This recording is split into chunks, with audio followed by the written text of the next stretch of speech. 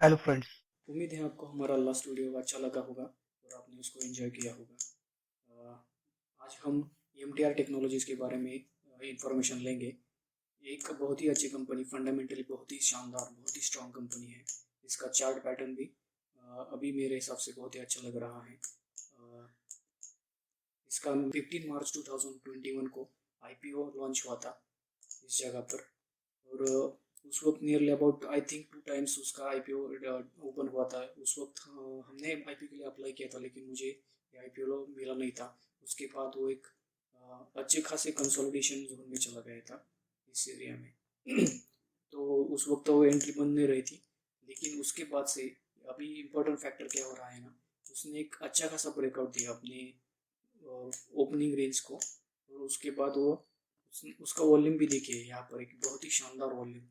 उसके साथ ही उसने एक ब्रेकआउट दिया, अच्छा खासा लेवल भी उसने कंप्लीट किया था, नियरली अबाउट 1550 1550 रुपये पे।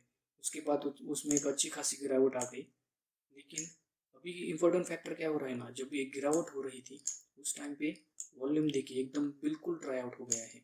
और इस जगह पर अभी नीचे से एक रिकवरी आ गई है इस जगह पर। आपने देखा होगा अभी कुछ ही दिनों में मिड कैप और स्मॉल कैप बहुत ही ज़्यादा गिर गया था, उसी वक्त ये अपना निचला स्तर पे गया था।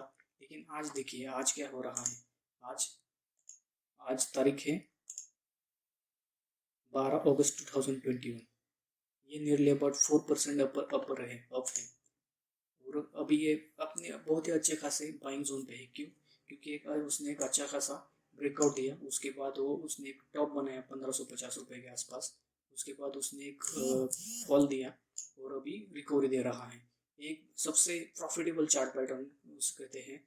इस पे बहुत ही ज़्यादा कन्विक्शन आता है, क्योंकि जो बड़े प्लेयर होते हैं वो क्या करते हैं, जिन लोगों ने इस जगह पर, जो छोटे मोटे जो रिटेल इन्वेस्टर वगैरह जो रहते हैं, उन्होंने जो जिन जिन लोगों ने यहाँ पर एंट्री ली थी, उनको बाहर निकालने के लिए नीचे लेके आते हैं वो चार्ट को। फिर उस जगह पर फिर से एक बाइंग करके, अच्छी खासी बाइंग करके निचले लेवल से फिर वो उसको आगे की जर्नी स्टार्ट रखते हैं। जगह पर हमको अच्छे खासी एंट्री मिल रही है। लेकिन अभी उसका टारगेट क्या हो सकते हैं, उसके लिए आपको वीडियो आखिर तक देखना पड़ेगा। हम पहले उसका फंडामेंटल्स चेक करेंगे, क्योंकि फंडामेंटल जाने बगैर आप उसका टारगेट का अंदाज़ा नहीं लगा सकते। मैं तो अभी आपको हाई टारगेट दे दूंगा और आप बोलेंगे ये कुछ नहीं हो सकता। इसके लिए अभी हम उसके फंडामेंटल्स के बारे में थोड़ी बेसिक जानकारी लेते हैं कि क्या है। अभी हम एम टेक्नोलॉजीज के टिकर टिप के ऊपर अभी उसका फंडामेंटल चार्ट देखते हैं। ये देखिए, ये एक मैक्सिमम चार्ट है उसका। एक अच्छा खासा अभी इतना कुछ तो नहीं है, 15 मार्च 2021 से ही उसका ओपन हुआ था। और अभी एक ब्रेकआउट देके एक रिटेस्ट के लेवल पे अभी है। तो अभी हम थोड़ा नीचे जाके देखेंगे तो उसका पी लेवल देखिए 83.69 है। हम जब भी देखेंगे तो 20 या 30 का पी जब रहता है तो हम उसको एक अच्छा खासा पी बाई लेवल पे देखते हैं। 60 तक तो हम ठीक है, उसका फेयर प्राइस मानते हैं, लेकिन इसका है 83। एक हायर वैल्यू है, लेकिन उसके फंडामेंटल्स के आगे इसका पी बहुत ही कम है। आगे हम देखेंगे उसका बिजनेस मॉडल्स वगैरह, उसके हिसाब से 83 मतलब कुछ भी नहीं है, 2200 के आसपास भी पी जा सकता है। उसके अगर नीचे हम देखेंगे फॉरकास्टिंग एंड रेटिंग्स, वो यहाँ पर देखते हैं 100% जो भी एनालिस्ट टिकर टेप के ऊपर है उन सब ने इसको बाय करने की कॉल दिया है। Nearly about 100%। I don't know how much analyst are there and वो क्या उनका है, लेकिन एक जस्ट एक पॉजिटिव पॉइंट है। उसके नीचे अगर हम जाएंगे तो उसका कंपनी प्रोफाइल देखेंगे। बेसिकली एमटीआर टेक्नोलॉजीज जो है वो critical precision and heavy equipments, मतलब जिस जो इक्विपमेंट जनरली कोई ऐसे स्मॉल कैप है या फिर मिड कैप कंपनीज मैन्युफैक्चर नहीं कर सकती, उसके लिए एक हाई प्रिसीजन हाई एक्यूरेसी जो इंजीनियरिंग लगती है उस वो ये कंपनी मैन्युफैक्चरिंग करती है। यही इसका मोट है और यही इसकी इसीलिए एक मोनोपोली में है। अभी उसका हम थोड़ा नीचे जाके हम फाइनेंशियल ट्रेंड देखेंगे। 2018 से लेकर 2021 तक आप यहाँ पर देख सकते हैं एक अच्छे खासे अप ट्रेंड में है। यहाँ पर देखिए 2018 में अगर देखेंगे तो उनका रेवेन्यू 50%, 55% ग्रोथ था और प्रॉफिट 135%। सेम स्टोरी 2019 में भी 18% प्रॉफिट रेवेन्यू ग्रोथ और प्रॉफिट परसेंट 600%। एक बहुत ही फिनोमिनस ग्रोथ प्रॉफिट में। उसके बाद 2020 में देखिए, रेवेन्यू में तो ग्रोथ आ गया है लेकिन प्रॉफिट में 20%। अभी हम देख रहे थे 2020 में रेवेन्यू में तो 60% ग्रोथ आ गई है लेकिन प्रॉफिट में 20% का गिरावट है। लेकिन अगर हम उसको 2019 से अगर कंपेयर करते हैं तो प्रॉफिट में 623% के ग्रोथ, उसके आगे -20%, ये कुछ भी नहीं। 620 -20, आप सोच सकते हैं कि इतनी बड़ी कंपनी प्रॉफिट ग्रोथ तो है। और 2021 में अगर हम देखेंगे तो रेवेन्यू में 13% की ग्रोथ आ गई है और प्रॉफिट में 47% की ग्रोथ है। एक फिनोमिनस फैक्टर है। कोविड और वो सब मिलाकर भी 2021 में 47% की ग्रोथ है। अभी हम उसका थोड़ा डिटेल शेयर होल्डिंग पैटर्न्स देखते हैं। जैसे कि आप यहाँ पर देख सकते हैं 50%, जून 2021 में 50% शेयर होल्ड प्रमोटर के पास शेयर होल्डिंग है। म्यूचुअल फंड के पास 21% और डोमेस्टिक इंस्टीट्यूट के पास 4%, फॉरेन इन्वेस्टमेंट के पास 2% और रिटेल इन्वेस्टर्स के पास 23%। अभी आप यहाँ पर देख सकते हैं दिसंबर 2020 से 66% प्रमोटर्स ने अपनी स्टेक्स घटाकर 50% कर दी थी। आप अगर इस चार्ट पैटर्न को देखेंगे तो यहाँ पर आईपीओ का ओपन हुआ था। एमटीआर टेक्नोलॉजीज का profit and growth statement and share holding patterns, जो एक बहुत ही ज़बरदस्त तरीके से अप ट्रेंड में प्रॉफिट एंड ग्रोथ स्टेटमेंट्स है उसका। और शेयर होल्डिंग पैटर्न्स भी एक आइडियल शेयर होल्डिंग पैटर्न्स है। जैसे कि आप यहाँ पर देख सकते हैं ये 21% म्यूचुअल फंड्स की होल्डिंग। म्यूचुअल फंड्स उसी स्टॉक्स में इन्वेस्ट करते हैं जिसमें एक हाई प्रॉफिटेबल ग्रोथ या फिर मैक्सिमम उसकी ग्रोथ ही हो सकती है। ऐसे ही कंपनी में उसमें वो अपने म्यूचुअल फंड्स इन्वेस्ट करते हैं। अभी हम थोड़ा सा स्क्रीनर के ऊपर बेसिक उसके जो फंडामेंटल्स है वो चेक करते हैं। यहाँ पर अभी आप देख सकते हैं एमटीआर टेक्नोलॉजी का मार्केट कैप 4000 करोड़ के आसपास है। उसका आरओसी एंड आरओई, आरओसी तो देखिए 20% और आरओई 14%। आरओसी 20% मतलब एक अच्छा खासा आरओसी होता है और आरओई 13% मतलब एक फेयर वैल्यू, मतलब एक बहुत ही ज़बरदस्त तरीके से आरओसी और आरओई है। उसके बाद आप देख सकते हैं प्लेजिंग परसेंटेज 0% है, मतलब इसके ऊपर कोई भी प्लेजिंग नहीं है। एक बहुत ही ज़बरदस्त और पॉजिटिव पॉइंट है। FI holdings and DI holdings, DI holdings यहाँ पर देखिए 25%। ये बिकॉज म्यूचुअल फंड्स ने अपनी जो स्टेक्स 20% इसमें इंक्रीज की है उसकी वजह से, तो ये एक बहुत ही ज़बरदस्त कंपनी हो जाती है। एफ आई होल्डिंग्स थोड़े देखिए 2% है लेकिन एक बहुत ही बड़ा अमाउंट बन जाता है 2%, मतलब उसके आगे अगर हम देखेंगे प्रॉफिट ग्रोथ की 47% प्रॉफिट ग्रोथ है उसका। Operating profit margin 33.7%। Operating profit margin 25% के आसपास भी जब रहता है तो भी हम उसको एक बहुत ही बड़ा पॉजिटिव पॉइंट मानते हैं। इसका एक 33.7% मतलब 34% के आसपास, ये एक बहुत ही ज़बरदस्त ऑपरेटिंग प्रॉफिट मार्जिन है। उसके बाद अगर हम नीचे देखेंगे इस कंपनी में 17 करोड़ का डेप्थ है और 17 करोड़ डेप्थ को चुकाने के लिए उनके पास 450 करोड़ रुपए के आसपास रकम है। कंपनी हम जब भी देखते हैं अगर उसके ऊपर डेप्थ रहता है तो डेप्थ अगर उसको चुकाना है तो कहाँ से चुकाएंगी, तो सबसे पहले वो अपना रिजर्व जो मतलब उनके पास जो कैश रिजर्व जो रहता है उससे चुकाती है।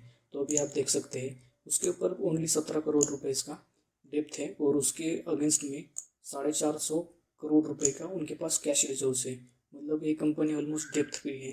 ओनली 3.81% का उसके पास डेप्थ है रिजर्व के मुकाबले। तो जब चाहे तब वो डेप्थ फ्री कंपनी बन सकती है। ये इसका बहुत ही ज़बरदस्त पॉजिटिव पॉइंट है। और अगर हम उसको थोड़ा और नीचे जाके प्रॉफिट एंड लॉस देखेंगे, फिलहाल हमने तो 2018 से उसका प्रॉफिट एंड ग्रोथ टिकर टिप पे देखा था, लेकिन उसका बड़ा पिक्चर 2011 से लेकर 2021 से देखेंगे तो आप देख सकते हैं कि ज़बरदस्त तरीके से अप ट्रेंड में है। यहाँ पर इस जगह पर देखिए सेल्स उसका, ये सेल जो रहता है उसको हम टॉप लाइन बोलते हैं और नेट प्रॉफिट को हम बॉटम लाइन बोलते हैं। यहाँ पर भी देखिए top line year on year basis पे ज़बरदस्त तरीके से ऊपर की तरफ बढ़ रहा है और बॉटम लाइन मतलब नेट प्रॉफिट पहले तो ये थोड़ा सा निगेटिव में था, यहाँ पर देखिए, यहाँ पर देखिए माइनस में था। 2017 में -15 करोड़ था, लेकिन 2018 से लेकर 2021 तक ये फिनोमिनसली ज़बरदस्त तरीके से कंपाउंडली ग्रोथ हुआ है। अभी देखिए 46%, एक ज़बरदस्त नेट प्रॉफिट रहता है किसी भी कंपनी के लिए। अभी हमने इस कंपनी के profit and loss and other fundamentals parameter जो बेसिक है वो हमने चेक किए, जो जिस जगह पर ये बहुत ही ज़बरदस्त कंपनी दिख रही है हम लोगों को। अभी हम उसका थोड़ा सा बिजनेस मॉडल्स और कंपनी के आगे की रणनीति क्या हो सकती है, उसके बिजनेस मॉडल्स क्या है, उनके प्रोडक्ट्स क्या है, वो उनकी वेबसाइट पे जाके चेक करते हैं। ये एक उनकी बेसिक वेबसाइट है। यहाँ पर अब देख सकते हैं कि सबसे पहले वो क्या क्या काम करते हैं उसके बारे में उन्होंने डिटेल में अपना कुछ डिफेंस सेक्टर है, एक ग्रीन एनर्जी के रिलेटेड है, क्लीन एनर्जी, और ये उनके जो स्क्रूज वगैरह है उनके बारे में दिए। अगर हम उसका थोड़ा सा नीचे जाते हैं तो उनका एक बेसिक इमेजेस वगैरह है, क्या वो मैन्युफैक्चर वगैरह क्या करते हैं, यहाँ पर देखेंगे हम। ये क्या है, बिजनेस सेगमेंट्स। बिजनेस सेगमेंट्स में अगर आप यहाँ पर आराम देखेंगे तो न्यूक्लियर एनर्जी, न्यूक्लियर एनर्जी में ये क्या करते हैं, उनका एक बेसिक फ्यूचर देखिए, न्यूक्लियर एनर्जी और रिन्यूएबल एनर्जी सोर्सेज का ही है। तो अब न्यूक्लियर एनर्जीज में एक हाई कॉम्प्लेक्स प्रोडक्ट्स जो बहुत ही हाई प्रिसीजन के साथ मैन्युफैक्चर करनी होती है, उनको मैन्युफैक्चरिंग करने का काम करती है, जो बेसिकली न्यूक्लियर रिएक्टर्स के कोर में यूज़ होते हैं। उसके अलावा fuel machine heads and bridge and columns, ये सब मैन्युफैक्चरिंग करने का काम करती है। उसके बाद आता है defence, defence and aerospace sector. Defence and aerospace sector में basically missile programmes, drones and helicopters में सर्व करती है, जिसमें जो इक्विपमेंट हाई प्रिसीजन और हाई एक्यूरेसी यूज़ करते हैं वो मैन्युफैक्चरिंग करती है। बेसिकली इनका एक मोड क्या है, ये बेसिकली इनके DRDO, BEL, HAL and other PSUs को सप्लाई करती है। तो इनका बिजनेस मॉडल बहुत ही ज़बरदस्त तरीके से है। उसके बाद देखिए जो स्पेस सेक्टर में इसरो, जो सिर्फ इंडिया में ही नहीं पूरे वर्ल्ड में एक इमर्जिंग सेक्टर है, इमर्जिंग स्पेस एजेंसी है, उसको ये पार्ट्स मैन्युफैक्चरिंग करके प्रोवाइड करती है, जो एक हाई प्रिसीजन और हाई एक्यूरेसी के साथ होते हैं।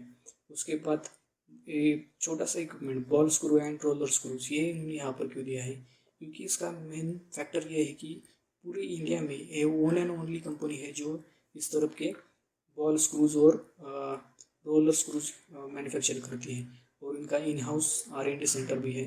ये जो बेसिकली ये जो ball screws and roller screws है वो यूज़ कहाँ पर होते हैं, न्यूक्लियर एनर्जी, डिफेंस सेक्टर और स्पेस सेक्टर में। उसके बाद एक क्लीन एनर्जी, बेसिकली इनका हाइड्रोजन एनर्जी हमें आगे ऊपर की साइड पे इमेज देखा था, वो ब्लूम एनर्जी, जो एक एनर्जी जनरेटर्स वगैरह जो रहते हैं उसको सर्व करते हैं। उसके बाद अदर सेगमेंट्स में मरीन सेक्टर को बेसिकली जो हाई प्रिसीजन इक्विपमेंट्स रहते हैं तो उसको प्रोवाइड करते हैं। उसके बाद अगर हम थोड़ा सा नीचे जाएंगे, यहाँ पर ये सबसे इंटरेस्टिंग है। ये यहाँ पर अगर आप देखेंगे, ये किसको सप्लाई करती है, DRDO, ब्रह्मोस, राफेल, HAL, उसके बाद भारत डायनेमिक्स, इसरो। इसके ये देखिए सबसे ज़बरदस्त इनका सप्लाई, मतलब जो इनको सप्लाई करती है वो है जो बेसिकली PSUs है, जो एक हाई प्रिसीजन और हाई हाई एक्यूरेसी के इक्विपमेंट मांगते हैं, और इस वजह से इनका जो पेमेंट्स वगैरह जो रहता है वो बहुत ही टाइम टू टाइम रहता है, और इनकम प्रॉफिट भी ईयर ऑन ईयर बेसिस पे ग्रोथ होता है। अभी इसका बेसिकली मोड क्या है इस कंपनी के पास, क्योंकि ये हाई प्रिसीजन और हाई एक्यूरेसी के साथ जो इक्विपमेंट्स मैन्युफैक्चरिंग करती है और जो PC को ये सप्लाई करती है, तो आपको पता ही होगा गवर्नमेंट सेक्टर में कोई किसी भी अगर नई कंपनी को अगर एंटर करना है तो एक ज़बरदस्त तरीके से उसको पहले अपने आप को प्रूव करना पड़ेगा, और एक कंपनी के पास अपना मोड यही है कि उन्हें उनके पास पहले से ही बिजनेस है, ये अपना एक्सपांड उसी सेक्टर में बहुत ज़्यादा कर सकती है, और ये जो उनका स्टेबल बिजनेस मॉडल भी है, तो ये बहुत ही खतरनाक कंपनी है, फंडामेंटली स्ट्रॉन्ग कंपनी है। और डिस्क्लेमर में यहाँ पर ये देना चाहूँगा कि मैंने भी अभी जो टेस्ट करने के लिए लेवल पे आया है उसी जगह पर मैंने अपने अकाउंट से उसमें एंट्री ली है। तो अगर आपको इसमें एंट्री लेना है तो आप अपने हिसाब से उसको एनालाइज कीजिए अपने स्तर पर, और फिर उसको इसमें इन्वेस्टिंग कीजिए। हमको तो यार इस जगह पर तो इंटरेस्ट प्रॉफिट बन रही है, लेकिन उसका अभी टारगेट, पॉसिबल टारगेट क्या हो सकता है? उसका सबसे पहला टारगेट तो वही जहाँ जिस जगह से उसने गिरना चालू हुआ था, मीन्स 1550 रुपये के आसपास उसका पहला टारगेट हमको मिल सकता है। लेकिन वो ये कंपनी इतनी फंडामेंटली स्ट्रॉन्ग है कि इसका ये टारगेट बहुत ही आसानी से बिल्कुल कुछ ही दिनों में कंप्लीट हो जाएगा। तो हमको इसके लॉन्ग टर्म टारगेट्स हमको क्या देखने को मिल सकते हैं वो हम देखेंगे। इसके लिए सबसे पहले हम क्या करेंगे, एक फिबोनाची उसके ऊपर प्लॉट करेंगे, उसका टॉप पॉइंट से लेकर बॉटम पॉइंट, एकदम बॉटम पॉइंट्स तक। ये हमको उसकी फिबोनाची लेवल्स मिल गई। पहला टारगेट तो हमारा वही है जो उसका लाइफ टाइम हाई था 1550 रुपये के आसपास। फिर उसका सेकंड टारगेट फिबोनाची लेवल का 1.618%, जो एक अच्छा खासा टारगेट होता है, नियरली अबाउट 2000 रुपीज़। उसके बाद भी अगर ये उस लेवल को तोड़ के ऊपर की तरफ ब्रेकआउट देता है तो उसको हमारा अपर टारगेट 2700 रुपये के आसपास हमको मिल सकता है। अगर उसको भी ब्रेक करके ऊपर की तरफ जाता है तो ये मिल सकता है, लेकिन ये इसके लिए आपको बहुत ज़्यादा वेट करना पड़ेगा। उससे अच्छा आप 2700 रुपये के टारगेट के लिए रुक सकते हैं। MTR टेक्नोलॉजी से एक बेस्ट कंपनी जो फंडामेंटली और टेक्निकली भी अभी दिख रही है, उसी तरह एक और पहले कंपनी थी, उसका नाम था हैप्पीएस्ट माइंड टेक्नोलॉजीज़। उसका भी चार्ट पैटर्न देखिए, सेम उसी तरह से उसने एक लोअर लेवल पे अपना IPO ओपन किया था। उसके बाद उसने एक अच्छा खासा कंसोलिडेशन फेज कंप्लीट करके उसने एक ब्रेकआउट दिया था। उसके बाद उसने हालांकि यहाँ पर रिटेस्ट नहीं किया, क्योंकि उस वक्त मार्केट बहुत ही अच्छा था। ब्रॉडर मार्केट बहुत ही बुलिश था, इस वजह से वो नीचे की तरफ ब्रेकडाउन थोड़ा सा मतलब रिटेस्ट करने के लिए नहीं आई। उसके बाद उसने एक ऊपर की तरफ अपनी जो जर्नी जारी रखी, वो भी 1400 रुपये के आसपास है। डिस्क्लेमर हम देना चाहेंगे, हमने उसको इस जगह पर एंटर किया था नियरली अबाउट 550 रुपये के आसपास, और अभी भी हम उसको होल्ड कर रहे हैं। हमारा स्टॉप लॉस अभी ये है। तो आप देख सकते हैं बिल्कुल सिमिलर चार्ट पैटर्न हमारा MTR टेक्नोलॉजीज़ का भी बन रहा है। बस उसमें एक डिफरेंस यही है कि उसने एक अच्छा खासा ब्रेकआउट हमारे उसमें भी दिया था, और अभी सिर्फ उसने एक इस जगह से ऊपर जाने की जगह पर एक रिटेस्ट लेवल कंप्लीट कर अपने रिटेस्ट लेवल को कंप्लीट करने के लिए आया है, जो एक सबसे बेहतरीन चार्ट पैटर्न और रिस्क टू रिवॉर्ड रेशियो से एक बेहतरीन एंट्री पॉइंट रहता है किसी भी शेयर में इन्वेस्ट करने के लिए। तो अभी आप देख सकते हैं इसका जो टारगेट ऊपर की तरफ बहुत बड़ा है, इसलिए आप उसको एक अपना ट्रेलिंग स्टॉप लॉस रख के होल्ड कर सकते हैं। And thanks for watching friend this video.